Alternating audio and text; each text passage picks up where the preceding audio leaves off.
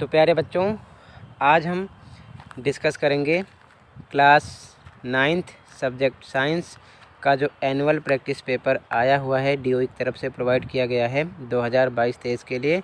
उसमें section B के solution को सेक्शन ए अपलोड है, कमेंट में चेक कर सकते हो, लिंक पेस्ट है। साथ में मैथ का भी section A plus section B full explain upload है, कमेंट में लिंक मिल जाएगी, ओपन करके प्रैक्टिस करो। साथ में जो सपोर्ट मटेरियल आई है 2022-23 के लिए, उसमें जो लास्ट में प्रैक्टिस पेपर है वो भी अपलोड है, साइंस का भी, ठीक है ना। तो उसकी प्रैक्टिस कर लो। एक चीज़ और ध्यान में रखना है, सेक्शन ए में जब वीडियो अपलोड हो गई थी तो मैंने जस्ट एक कमेंट पिंड की थी बच्चों को पढ़ने के लिए कि उनको एक बात का ध्यान रखना है, लेकिन काफ़ी बच्चे पढ़े थे, काफ़ी बच्चे नहीं पढ़े थे। तो मैं उनको ये बताना चाहता हूँ, क्वेश्चन नंबर 12 में बी ऑप्शन राइट है, कई आवृत्ति के मिश्रण की ध्वनि, ऑप्शन नंबर बी राइट है। ये चीज़ ध्यान में रखना। मैंने वीडियो जस्ट अपलोड होने के बाद कमेंट में लिंक पेस्ट करके पिंड की थी, ठीक है, आप देख लेना। लेकिन काफ़ी बच्चे देखे नहीं थे, तो ये आपको ध्यान दिलाना है कि इसमें इस ऑप्शन का विशेष ध्यान रखना और राइट आंसर याद करना, ठीक है। अब सेक्शन बी स्टार्ट करते हैं। क्वेश्चन नंबर 21, एक रासायनिक अभिक्रिया के दौरान परख नली में तापमान बढ़कर 303 के यानी केल्विन हो गया। अब दो क्वेश्चन है ए बी। पहला कह रहा है इस तापमान को डिग्री सेल्सियस स्केल में बदलें। तो पता है आपको कि अगर के में है हमें डिग्री सेल्सियस में बदलना है, तो ऐसे क्वेश्चन में ज़्यादातर बच्चे कन्फ्यूज़ हो जाते हैं कि 273 प्लस करें या 273 माइनस करें। तो आपको एक बात ध्यान रखना है, अगर मान लो क्वेश्चन में नंबर के में है, किस में है, के में है, मतलब केल्विन में है, आपको डिग्री सेल्सियस में बदलना है, डिग्री सेल्सियस में बदलना है। तो ABCD अपने दिमाग में सोचो। आप मान लो के पर हो, कहाँ पर हो, के पर, आपको सी पर पहुँचना है, तो उल्टा आओगे तो सी मिलेगा, तो मतलब आपको माइनस करना है। अगर आप सी पर हो यानी कि क्वेश्चन डिग्री सेल्सियस में है, आपको के में बदलना है, तो सीधा बढ़ोगे तो के मिल जाएगा, यानी प्लस करना है।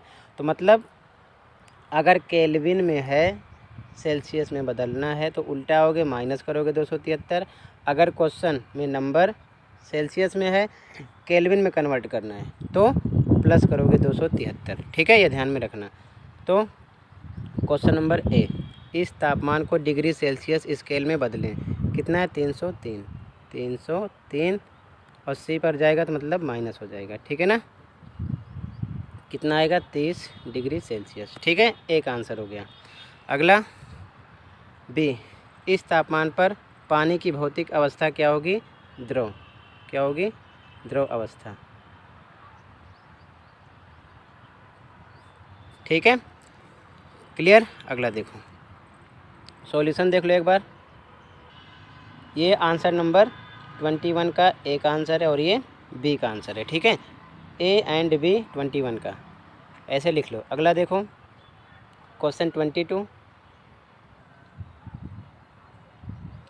क्वेश्चन नंबर 22 ए, एक छात्र एक परमाणु जिसकी परमाणु संख्या 16 है का इलेक्ट्रॉनिक विन्यास इस प्रकार लिखता है, 628।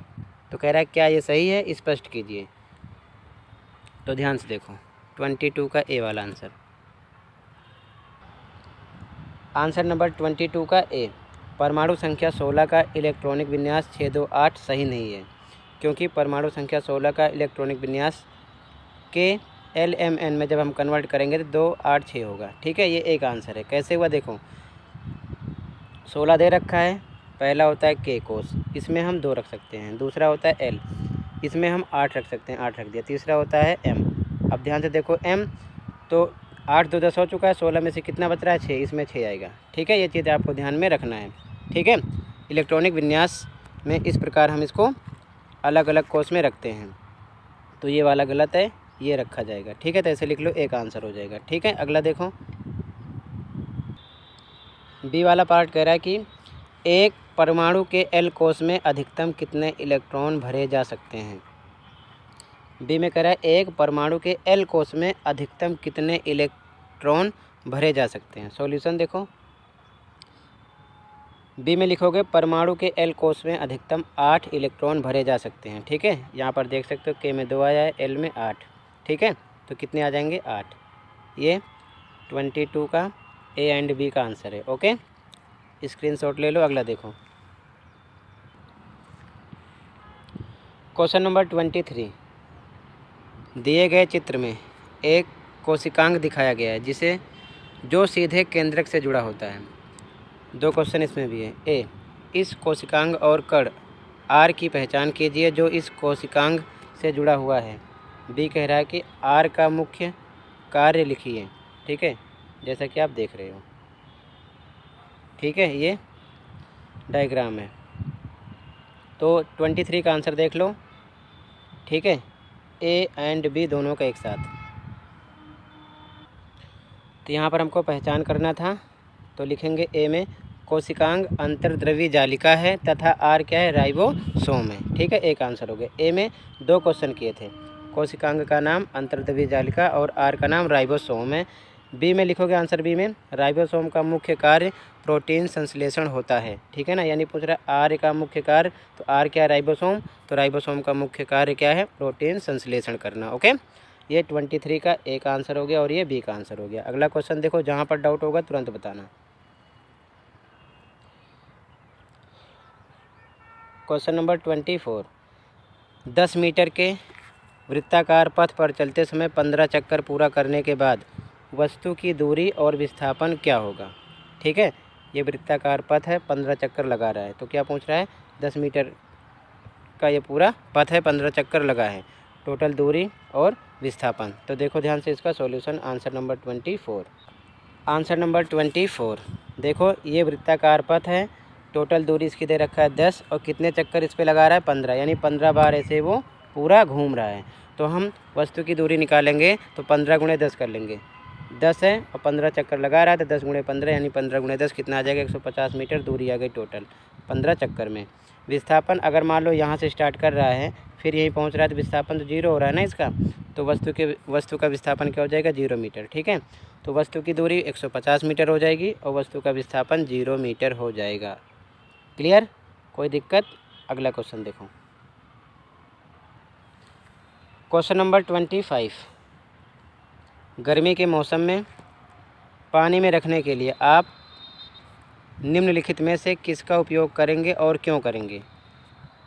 ग्लास पॉट या फिर क्ले पॉट, मिट्टी का बर्तन है। ठीक है ना, तो मिट्टी का बर्तन ही होगा। सॉल्यूशन देखो कैसे लिखोगे और क्यों, कह रहा कि किसका उपयोग करोगे और करोगे तो क्यों करोगे। आंसर देखो, आंसर नंबर 25। गर्मी के मौसम में हम पानी रखने के लिए मिट्टी के बर्तन का प्रयोग करेंगे, क्योंकि मिट्टी के बर्तन में छोटे छोटे छिद्र होते हैं जिसमें पानी धीरे धीरे रिसता है, जो वाष्पित होता है, जिसके कारण बर्तन के आसपास का तापमान कम होता है और उसका पानी यानी बर्तन में जो रखा होता है पानी ठंडा रहता है, यानी जल ठंडा रहता है। ये पूरा आंसर नंबर 25 है। अगला देखो क्वेश्चन नंबर 26, जहाँ पर डाउट होगा तुरंत बता देना।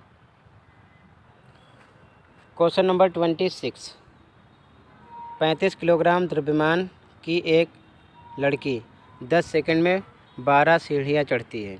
यदि प्रत्येक सीढ़ी की ऊंचाई 20 सेंटीमीटर है तो उसकी शक्ति ज्ञात कीजिए। जी का मान दिया है 10। ठीक है ना, इस प्रकार सीढ़ी चढ़ रही है। ठीक है ना, 12 सीढ़ियाँ चढ़ रही है और सीढ़ी की ऊंचाई कितनी है, प्रत्येक यानी हर एक सीढ़ी की ऊंचाई कितनी है, 20 है। ठीक है, ये चीज़ ध्यान में रखना।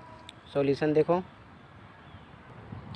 आंसर नंबर 26 दिया है, द्रव्यमान m 35 किलोग्राम, समय t 10 सेकेंड, कुल ऊंचाई तो एक सीढ़ी कितने की है, 20 मीटर की ऊंचाई की है, ऐसे 12 है तो 20 × 12 हम कर सकते हैं। ठीक है, कितना आ जाएगा, 240 सेंटीमीटर। इसको मीटर में कन्वर्ट करेंगे, 100 से भाग करेंगे तो आ जाएगा 2.4 मीटर। जी क्वेश्चन में दिया है 10। ठीक है, पहले कार्य निकाल लेंगे, कार्य बराबर mgh। अब यहाँ पर इसकी वैल्यू रखो, m 35, g 10, h 2.4 निकाल चुके हो। ठीक है ना, कितना आ गया, 840 जूल गुणा करने पर। ठीक है ना, गुणा कर लेना। शक्ति बोल रहा है तो शक्ति निकालेंगे, कार्य बटे समय इसका फॉर्मूला है। कार्य कितना है आपका 840 और समय कितना है क्वेश्चन में 10 दिया है। ठीक है, 10 सेकेंड। इसकी वैल्यू रखो, 0 0 कट गया, 84 बचा, 84 वाट। ठीक है ना, आंसर नंबर 26 हो गया। क्लियर। अगला देखो, जहाँ पर डाउट होगा बताना। 26 का अथवा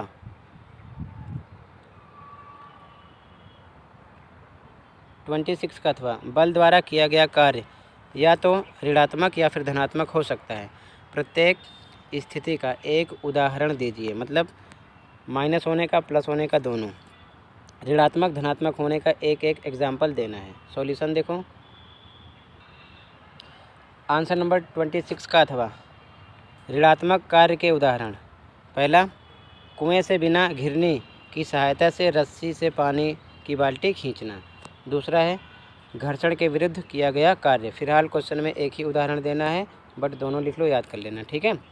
धनात्मक कार्य के उदाहरण कौन कौन से हैं?